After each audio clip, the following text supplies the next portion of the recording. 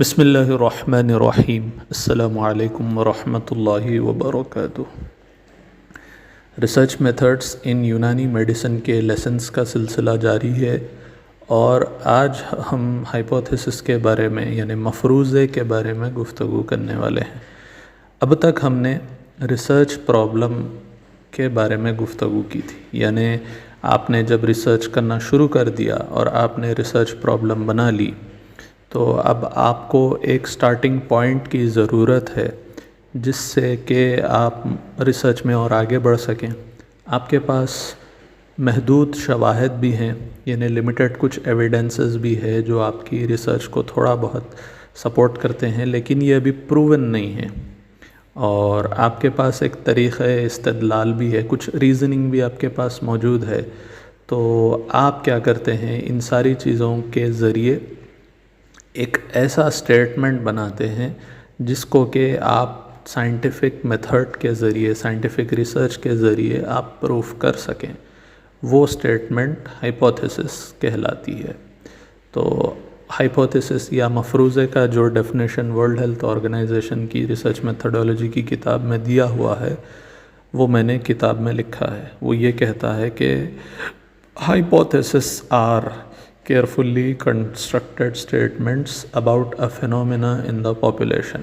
اگر میں اس کا ترجمہ کروں تو وہ کچھ اس طرح بنے گا کہ مفروضے تحقیق کی آبادی میں کسی واقعے کے بارے میں باحتیاط وضع کردہ بیانات ہیں۔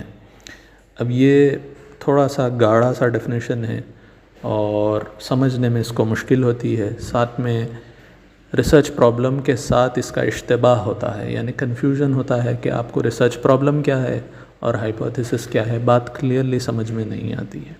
تو ہم مثال کے ذریعے بات کو سمجھنے کی کوشش کریں گے۔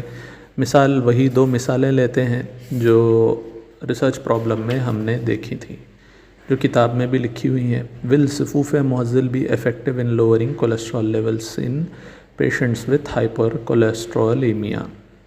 تو یہ تو ریسرچ پرابلم تھا، لیکن یہاں پر ہم اسی کو ہائپوتھیسس اس طرح بنائیں گے کہ ہائپوتھیسس یا مفروضہ یہ ہوگا کہ participants with hypercholesterolemia should decrease cholesterol level in blood after 1 month of صفوف معزل انٹیک۔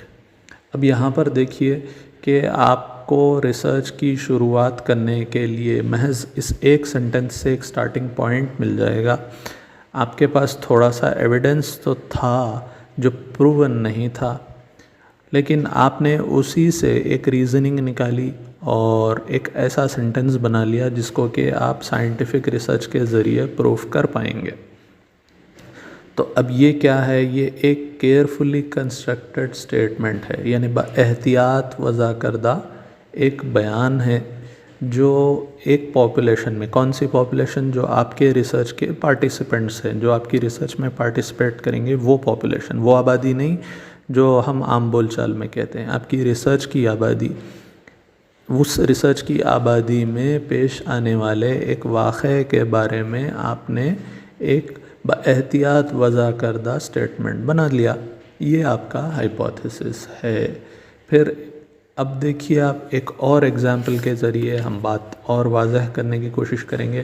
کین ماجون فلاسفہ help in minimising geriatric complication. یہ ریسرچ پرابلم تھا ہمارا، لیکن ہم اس کو ہائپوتھیسس اس طرح بنائیں گے کہ elderly patients of age more than 60 years who received ماجون فلاسفہ for 2 months showed alleviation of their geriatric problems۔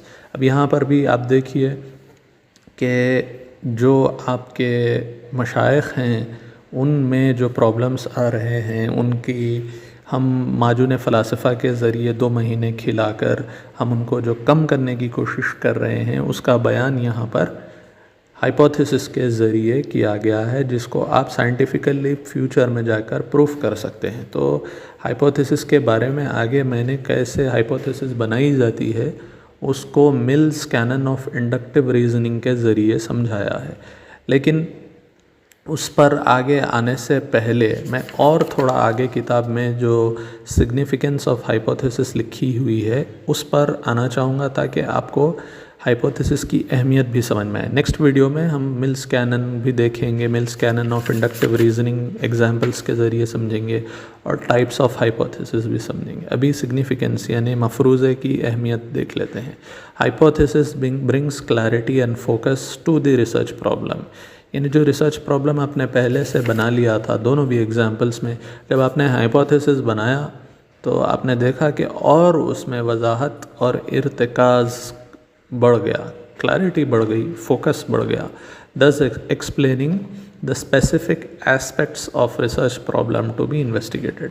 اب ریسرچ پرابلم میں سے کون سے حصے آپ کو انویسٹیگیٹ کرنا ہے وہ آپ کو ہائپوتھیسس کے ذریعے سمجھ میں آ جاتا ہے. It provides guide lines in collection of relevant data. یعنی جو آپ کی ریسرچ کے لیے مناسب ڈیٹا ہے جو آپ سے تعلق رکھتا ہوا ہے اس کو آپ کلیکشن کرنے کے بارے میں آپ کو گائیڈ ایک مل جاتی ہے، ایک رہنمایانہ خطوط آپ کو مل جاتے ہیں، گائیڈ لائنس مل جاتے ہیں صرف ہائپوتھیسس فریم کر لینے کی وجہ سے.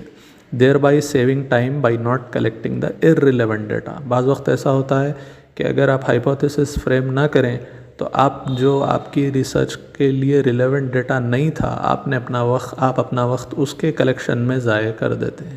لیکن اگر آپ ہائپوتھیسس بنا لیں گے تو آپ ریلیونٹ ڈیٹا ہی کلیکٹ کریں گے. Hypothesis provides objectivity to the research project. یعنی ریسرچ کے لیے کیا مقصد ہے، مقصدیت آپ کو مل جاتی ہے ہائپوتھیسس بنا لینے سے. Since hypothesis can be tested it can be used in the formulation of theory. یہ نظریہ قائم کرنے میں بھی مدد دیتی ہے. تھیوری کیا ہوتی ہے انشاءاللہ پھر کبھی ہم ڈسکس کریں گے.